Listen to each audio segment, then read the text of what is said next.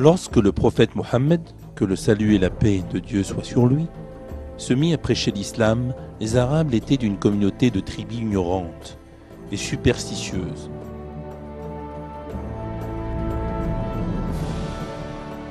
C'est grâce à la lumière du Coran qu'ils ont été sauvés des croyances païennes pour suivre le chemin de la raison.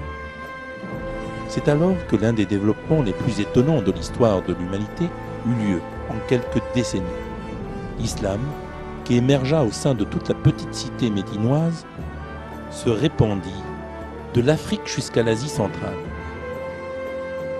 Les Arabes, qui auparavant ne pouvaient même gouverner une petite cité en harmonie, devinrent maîtres d'un empire mondial.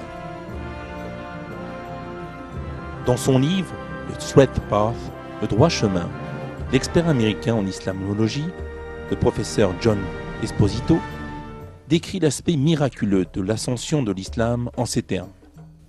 Le fait le plus marquant à propos de la première expansion de l'islam est sa rapidité et son succès. Les académiciens occidentaux s'en sont émerveillés.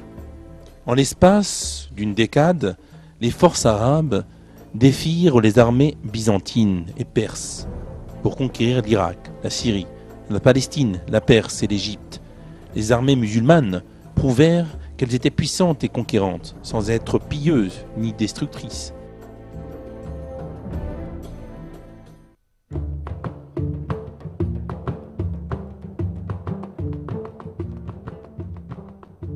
Lorsque les différents peuples, à l'instar des Turcs, ont accepté l'islam de leur plein gré, l'empire islamique est devenu la plus grande puissance du monde à l'époque.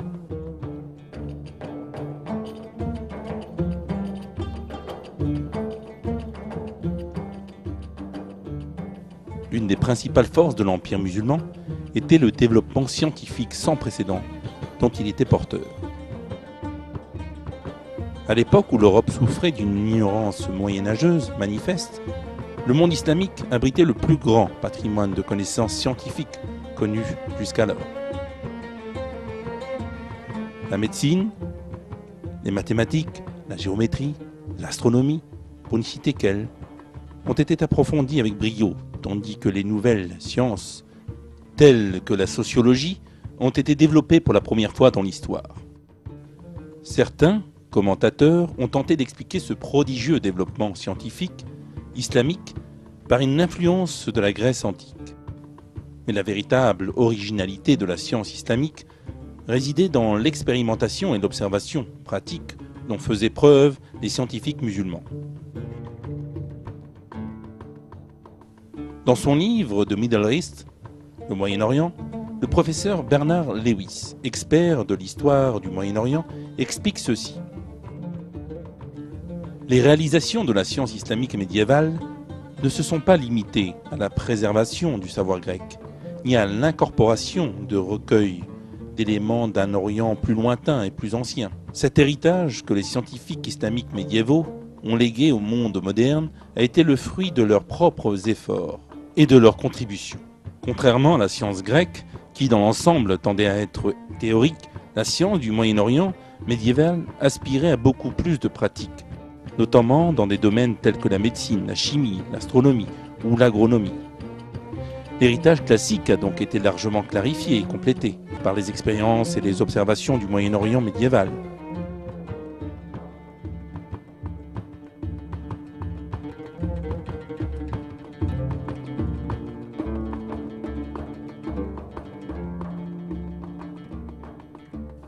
Le secret de cette force scientifique et mentale puise directement sa source dans le Coran. Les écrits d'un scientifique musulman de l'époque, extraits de son journal privé, démontrent de façon saisissante à quel point le concept de la science, basé sur le Coran, était vivant. Ainsi, pendant 1 an et demi, je me suis dévoué à l'étude. J'ai repris des études de logique et de philosophie. Durant ce temps, je n'ai jamais dormi la nuit et je n'ai jamais fait qu'étudier à longueur de journée. Chaque fois que je me trouvais confronté à un problème, j'allais à la mosquée.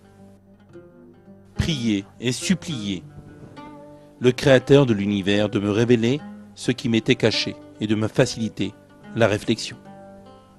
Puis, la nuit, je regagnais ma demeure poser une lampe devant moi et recommencer à travailler, lisant et écrivant.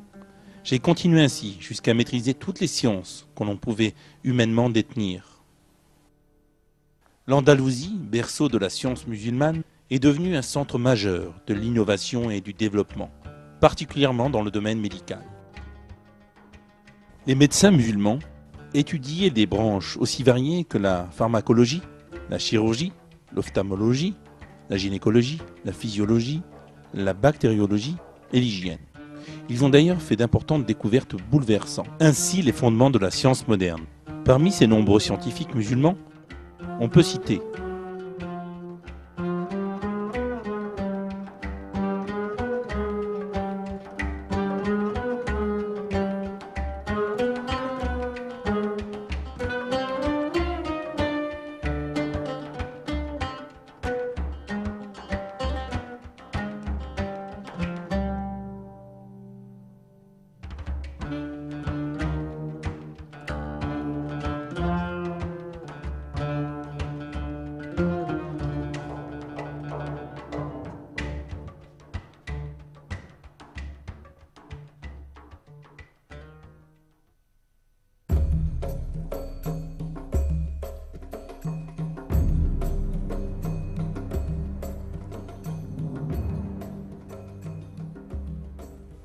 cette culture scientifique musulmane a permis la renaissance occidentale.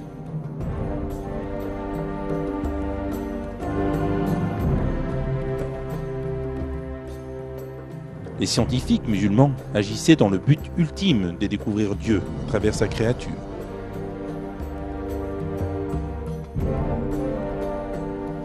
Avec le transfert de cet état d'esprit au monde occidental, l'épanouissement de l'Occident put enfin s'amorcer.